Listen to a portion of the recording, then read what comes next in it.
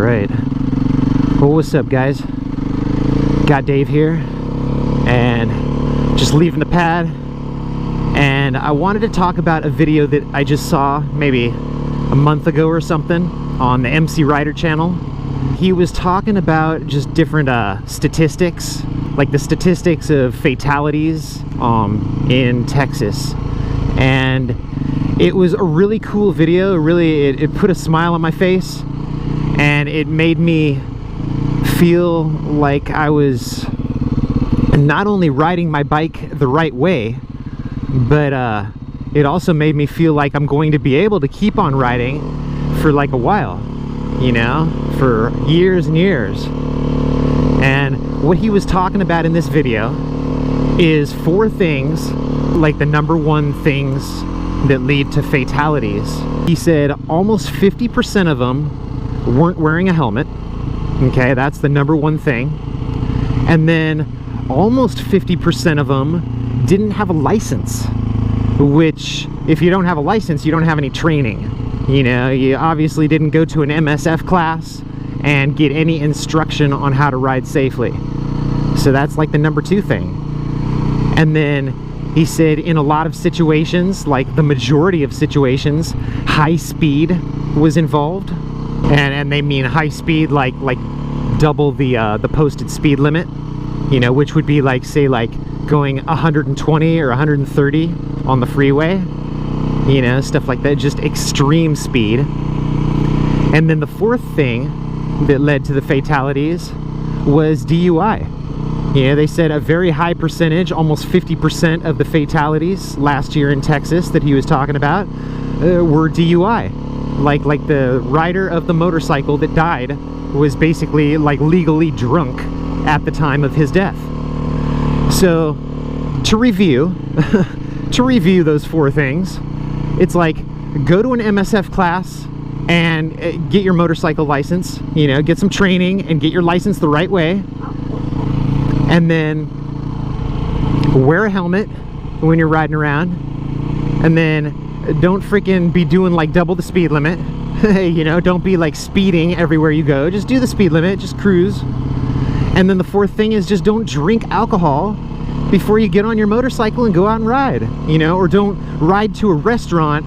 You know, like if you ride your bike to a restaurant and you have dinner, have like a soda or water, you know, don't drink alcohol. There's no need for it, you know, and then you're a lot safer on the way home. So those 4 things, it made me very confident that I'm going to be able to ride around for a while, because, you know, like that was the first thing I did when I wanted to start riding, is I went to an MSF class. And then here in California, we have to wear a helmet, but honestly, I can't imagine not wearing a helmet, to tell you the truth. And then I'm never speeding excessively. You know, I mean, I'm going like 10 or 15, maybe even 20 mile an hour over the speed limit sometimes.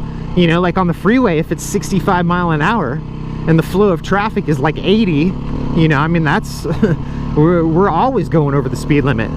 But I do not excessively speed, you know, like I don't get up on the freeway and hit like 140 or 150. I don't do it. I don't do it. A lot of guys do, and I think it's cool. I love watching their videos, and I think it's freaking awesome, but that's just not the way I ride. And I never drink before I ride. I mean, I don't really even drink all that much anyway, and I'm trying my best not to lately. I've actually gone like a week without drinking anything, any alcohol at all.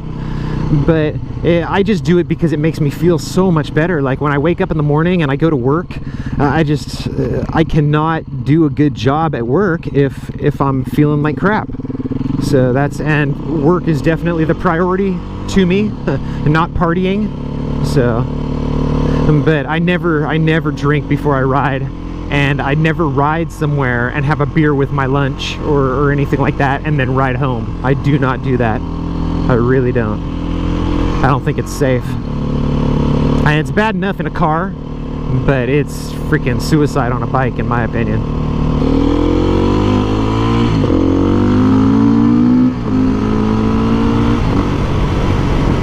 So let me know what you think about all that, and let me know if you think you're riding the right way. Leave me a comment, let me know what you think, and I will talk to you guys later. Be safe out there. Peace. Boom. Yeah. What's up, guys? Got Dave here on the beta with the freaking Baja Designs light. I was just talking to a guy on YouTube before I left the house. He was thanking me for leaving a link to buy this light for his beta. I was like, do it, man. You will not be sorry. You will. The first time, you'll be like this. You'll be like, damn, this light cost me so much money.